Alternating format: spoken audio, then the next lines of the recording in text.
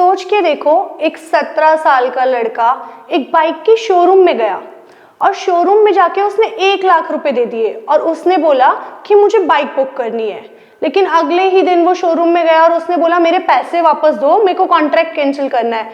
तो आपके अकॉर्डिंग क्या शोरूम को उसको पैसे वापस करने चाहिए? क्या ये कॉन्ट्रैक्ट वैलिड होगा या कॉन्ट्रैक्ट वॉइड होगा? तो इसको समझने के लिए हमें पहले समझना पड़ेगा कि जो माइनर का एग्रीमेंट होता है वो हमारा वैलिड कहलाता है या वॉइड कहलाता है। तो इसे समझने के लिए हम शुरुआत करते हैं एक बेसिक टॉपिक से, जो कि है हमारा कॉम्पिटेंसी टू कॉन्ट्रैक्ट। ये हमारा कहाँ दिया गया है? Section 11 of Indian contract act 1872 में। तो ये बोलता है कि हमारा हर एक पर्सन कॉम्पिटेंट टू कॉन्ट्रैक्ट होता है। अब वो कॉम्पिटेंट टू कॉन्ट्रैक्ट कब होता है? अगर वो मेजर है, साउंड माइंड है, not disqualified by any law है। मेजर से मतलब है कि वो 18 साल से बड़ा है, 18 साल से कम नहीं होना चाहिए कॉन्ट्रैक्ट करने के लिए। साउंड माइंड मतलब उसको समझ होनी चाहिए कॉन्ट्रैक्ट करने की। अगर हमें कॉन्ट्रैक्ट करना है तो हमें पता होना चाहिए कि हम किस कॉन्ट्रैक्ट में एंटर कर रहे हैं, क्या हम करने वाले हैं। Not disqualified by any law मतलब कि वो बैंकरप्ट नहीं होना चाहिए या फिर उसके ऊपर कोई क्रिमिनल केस, कोई भी केसेस वगैरह नहीं चलने चाहिए, तो वो डिस्क्वालिफाइड नहीं होना चाहिए। तो अब हम बात करेंगे कि माइनर है कौन। अगर हम माइनर का देखें तो इंडियन मेजॉरिटी एक्ट 1875 के अकॉर्डिंग जो 18 साल से कम का होता है हमारा, जिसकी एज 18 साल से कम की होती है, उसको हम माइनर बोलते हैं। लेकिन अगर मान लो कि उसका गार्जियन अपॉइंटेड है, जो उसकी प्रॉपर्टी या उसके साथ डील कर रहा है, उसको संभाल रहा है, उसकी प्रॉपर्टी की टेक केयर कर रहा है, तो उस केस में हमारी एज 18 की जगह 21 ईयर्स हो जाती है। तो 21 साल से कम का भी माइनर कहलाता है अगर उसका गार्जियन अपॉइंटेड है तो। अब इसका एक बहुत ही इंपॉर्टेंट लैंडमार्क केस है जिसके बारे में हर एक क्लैट एस्पिरेंट और जुडिशरी एस्पिरेंट को पता होना बहुत जरूरी है। इस लैंडमार्क केस का नाम है मोहिरी बीबी वर्सेस धर्मोदास घोष। तो इस केस में ये जो धर्मोदास घोष होता है ये हमारा क्या होता है? ये हमारा माइनर होता है, ठीक है। इसको 20,000 रुपए का लोन चाहिए होता है। तो ये 20,000 रुपए का लोन लेने के लिए जाता है ब्रह्मोदत्त के पास। किसके पास जाता है ये? ब्रह्मोदत्त के पास। तो ब्रह्मोदत्त को जाके ये बोलता है कि आप मुझे 20,000 रुपए का लोन दे दो, उसके बदले मैं आपको अपनी प्रॉपर्टी के पेपर्स दे दूंगा। तो ये प्रॉपर्टी के पेपर्स गिरवी रख के उससे 20,000 रुपए का लोन ले लेता है। लेकिन बाद में ये उस कॉन्ट्रैक्ट को इन्फोर्स कराने के लिए मना कर देता है। ये बोलता है कि मुझे ये कॉन्ट्रैक्ट इन्फोर्स ही नहीं कराना, मैं आपको 20,000 रुपए वापस नहीं करने वाला। अब आपके दिमाग में ये क्वेश्चन आ रहा होगा कि यहाँ पे अगर इसने ब्रह्मोदत्त से लोन लिया तो यहाँ पे ये मोहिरी बीबी का नाम क्या कर रहा है? मोहिरी बीबी जो थी ये इसकी लीगल रिप्रेजेंटेटिव थी। किसकी? ब्रह्मोदत्त की लीगल रिप्रेजेंटेटिव। ब्रह्मोदत्त की वाइफ का नाम मोहिरी बीबी था। ये इनकी ब्रह्मोदत्त की वाइफ थी। तो अगर जब इनकी डेथ हो गई ब्रह्मोदत्त की, तो इन्होंने उनके बिहाफ पे ये केस लड़ा, तो इसलिए इस केस का नाम मोहिरी बीबी वर्सेस धर्मोदास घोष पड़ा। तो इस केस में ये माइनर ये 20,000 रुपए लौटाने से सीधा सीधा मना कर देता है। तो क्या लगता है आपको कि ये कॉन्ट्रैक्ट हमारा वैलिड होगा? क्या ये जो एग्रीमेंट हुआ था यहाँ पे ये माइनर लायबल होगा? इस धर्मोदास घोष को ये पैसे वापस करने होंगे? तो इसी केस में प्रिवी काउंसिल ने बोला कि जो माइनर का एग्रीमेंट होता है वो हमारा एब्सोल्युटली वॉइड होता है।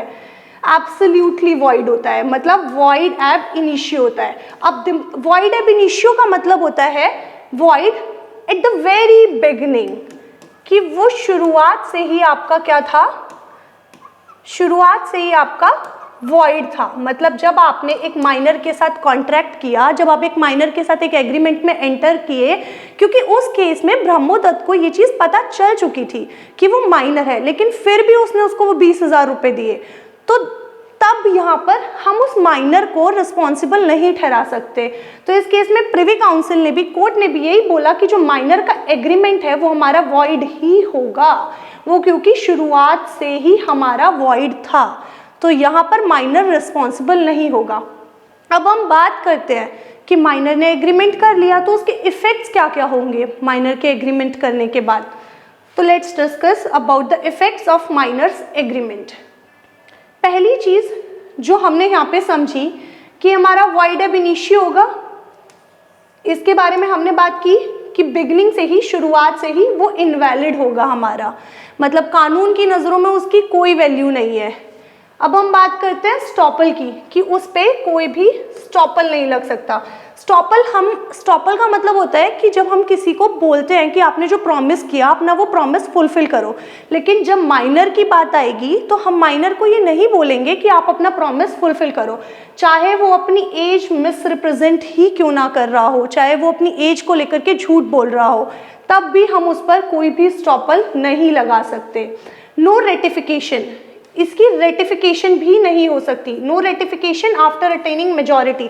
मान लो अभी एक माइनर, ये आपका 17 साल का है और इसने कोई कॉन्ट्रैक्ट किया एक बी बंदे के साथ, इसने बी बंदे से पैसे लिए या फिर इसने बी बंदे से कुछ सामान खरीदा और पैसे देने से मना कर दिया, तो क्या इस माइनर को जब ये 18 साल का हो जाएगा तो हम इसको रिस्पॉन्सिबल ठहरा सकते हैं? नहीं। अगर वो मेजॉरिटी की एज पर भी आ जाएगा तब भी कोई रेटिफिकेशन नहीं हो सकता, उस कॉन्ट्रैक्ट को हम वैलिड नहीं कर सकते।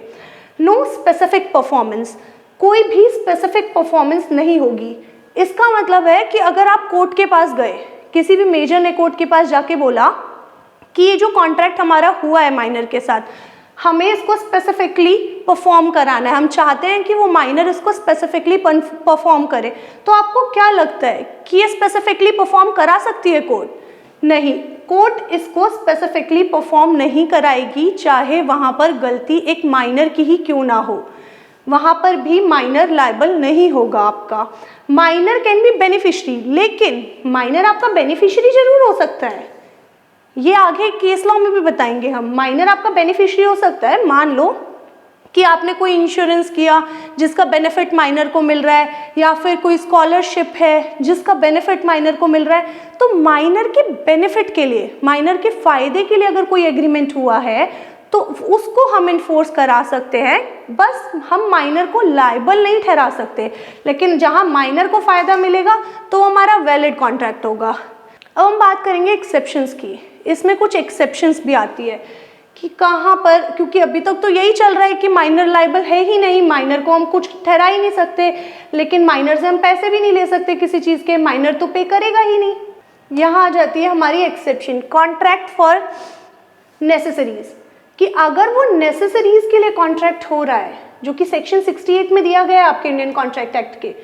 मान लो कि किसी को खाना दिया, पानी दिया, कपड़े दिए, खाना दिया, उसको कपड़े दिए, उसको रहने की जगह दी, उसको पढ़ाया एक माइनर को, उसको मेडिकल हेल्प दी, दवाइयाँ, जो भी उसकी बेसिक नेसेसिटीज़ हैं वो सारी फुलफिल की।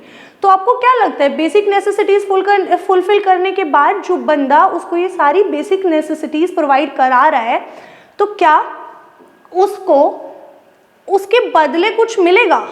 क्या वो माइनर से ये सारी चीज़ें क्लेम कर सकता है कि भाई मेरे को पैसे दो, मैंने तो तुम्हें दवाइयाँ दिलाई थी, तुम्हें पाल पोस के बड़ा किया, तुम्हारी एजुकेशन भी की मैंने, तो क्या वो पैसे मांग सकता है?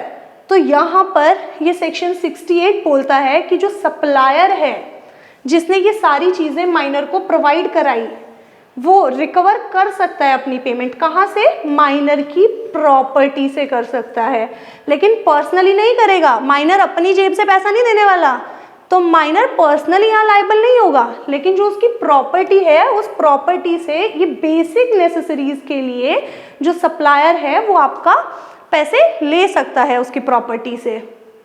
ठीक है, अब हम इसके कुछ और इम्पॉर्टेंट केस लॉज हैं, उनके बारे में सिर्फ नॉर्मली बात करेंगे, क्योंकि ताकि आपको एक आइडिया लगे कि अभी तक हमने जो पढ़ा तो हमने माइनर को रिस्पॉन्सिबल नहीं ठहराया, उसके बारे में कोर्ट का क्या बोलना है। लेट्स सी कुछ केस लॉज। ये आपका पहला केस है लेस्ली वर्सेस शील का केस। इस केस में बोला, मान लो अगर माइनर ने अपनी एज ही गलत बता दी, वो 17 साल का था या 16 साल का था, लेकिन उसने जाके बोला कि भाई मैं तो 19 साल का हूँ, 18 साल का हूँ, तो क्या यहाँ पे हम माइनर को रिस्पॉन्सिबल ठहराएंगे? नहीं ठहराएंगे। कोर्ट ने यहाँ पे भी बोला कि भाई वो स्टिल वॉइड होगा, तब भी वो कॉन्ट्रैक्ट आपका वॉइड ही होगा, तब भी वो एग्रीमेंट को हम वैलिड नहीं ठहरा सकते, चाहे वो अपनी एज को मिसरिप्रेजेंट ही क्यों ना कर दे। अब देखो नाश वर्सेस इनमान, इस केस में फैंसी क्लोथ खरीदे, एक माइनर, एक 15-16 साल का बच्चा मान लो, अगर वो एक दुकान पे गया और दुकान पे जाके वो फैंसी कपड़े खरीद लेता है अपने लिए, तो क्या हम उसको नेसेसरीज बोलेंगे? बिल्कुल भी नहीं। नेसेसरीज में आपके बेसिक कपड़े आते हैं, तो वो बेसिक, जैसे मान लो कि एक बच्चा एक टेलर के पास गया, उस टेलर के पास जाके उसने अपनी स्कूल की यूनिफॉर्म स्टिच कराई, स्कूल की यूनिफॉर्म स्टिच कराने के बाद तो क्या वो टेलर पैसे मांग सकता है? हाँ, वो टेलर पैसे मांग सकता है, लेकिन आपके गार्जियन से पैसे मांग सकता है, वो आपसे नहीं, क्योंकि वो तो आपकी बेसिक नेसेसिटीज में आ गई ना, तो वहां पर your guardian have to pay for that. But fancy clothes के लिए minor is not responsible, because वो हमारी नेसेसरीज नहीं होती है, बेसिक नेसेसरीज नहीं होती है। अब देखो, श्रीकाकुलम सुब्रमण्यम वर्सेस कुर्रा सुब्बा राव, इस केस में बोला कोर्ट ने कि जो बेनिफिशियल कॉन्ट्रैक्ट्स होते हैं, जिन कॉन्ट्रैक्ट से एक माइनर को फायदा मिलता है, वो कॉन्ट्रैक्ट आपके क्या होंगे? वैलिड कॉन्ट्रैक्ट होंगे। ये हमने ऊपर भी पढ़ा कि अगर उसके बेनिफिट के लिए कोई कॉन्ट्रैक्ट किया गया है तो वो कॉन्ट्रैक्ट हमारा क्या कहलाता है? वैलिड कॉन्ट्रैक्ट कहलाता है। चलो, अब हम, ये था हमारा सारा कि माइनर अगर एग्रीमेंट करता है तो हमारा वो एग्रीमेंट वैलिड कहलाएगा, वॉइड कहलाएगा। दिमाग में डाउट के साथ हमने ये चीज़ स्टार्ट की थी, तो एट दी एंड आपको ये चीज़ क्लियर हुई होगी कि अगर हमने माइनर के साथ कोई एग्रीमेंट किया तो हमारा वैलिड होगा या वॉइड होगा। इसको सम अप करते हैं, हम इससे क्या टेक अवे कर रहे हैं इस क्लास से, इससे हमने क्या पॉइंट्स उठाए, तो हम उनके बारे में थोड़ा सा डिस्कस करते हैं। लेकिन हमारा कंक्लूजन जो इससे निकल करके आता है, हमने इस पूरी क्लास में समझा कि जो माइनर का एग्रीमेंट है वो हमारा क्या है? माइनर का एग्रीमेंट, माइनर का एग्रीमेंट हमारा क्या होगा? वॉइड एब इनिशियो होगा। शुरुआत से ही हमने इस पूरे में समझा कि अगर हमने किसी भी माइनर के साथ, किसी भी XYZ बंदे ने, अगर ये एक बच्चा, ये हमारा 16 साल का है और एक अडल्ट है जो कि हमारा सपोज मान लो 35 साल का है, अगर ये इसके साथ कोई भी लेन देन पैसे का या कोई भी कॉन्ट्रैक्ट, कोई भी एग्रीमेंट करता है, तो वो हमारा क्या होगा? वॉइड एब इनिशियो होगा। बिगनिंग से ही वो हमारा क्या होगा? वॉइड होगा। उसकी कानून की नज़रों में कोई वैल्यू नहीं होगी, वहाँ पे हम इस माइनर बंदे को लाइबल ठहरा ही नहीं सकते। अब ऐसा क्यों है? क्योंकि लॉ जो है ना आपका माइनर्स को प्रोटेक्ट करके चलता है, ना कि उन लोगों को जो कि माइनर के साथ डील कर रहे हैं। Law only protects minors, not persons dealing with them. इस चीज़ को दिमाग में रखना, इसीलिए ये कॉन्सेप्ट आया था कि ताकि एक माइनर को प्रोटेक्ट किया जा सके। अब नेसेसरीज, हमने ये भी पढ़ा कि जो नेसेसरीज है वो आपकी एक्सेप्शन में आ जाती है। नेसेसरीज को हम एक्सेप्शन में मानते हैं as per section 68।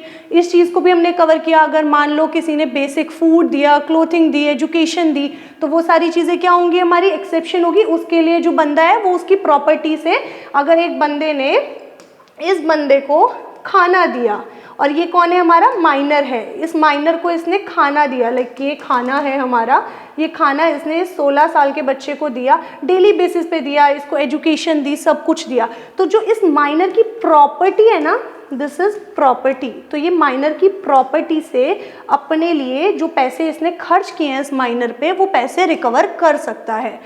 No estoppel और रेटिफिकेशन, हमने ये चीज़ भी पढ़ी। स्टॉपल होता है हमारा कि जब हमने किसी ने कोई प्रॉमिस किया, उस प्रॉमिस को फुलफिल कराने के लिए बाउंड करते हैं कि तुम्हें ये प्रॉमिस जो है ये फुलफिल करना पड़ेगा, लेकिन हम माइनर को नहीं कर सकते, हम माइनर को रिस्पॉन्सिबल ठहरा ही नहीं सकते, और ना ही उसके 18 साल के हो जाने के बाद उसको बोलेंगे कि भाई तूने 17 साल की उम्र में कॉन्ट्रैक्ट किया था, अब तू इस कॉन्ट्रैक्ट को पूरा कर।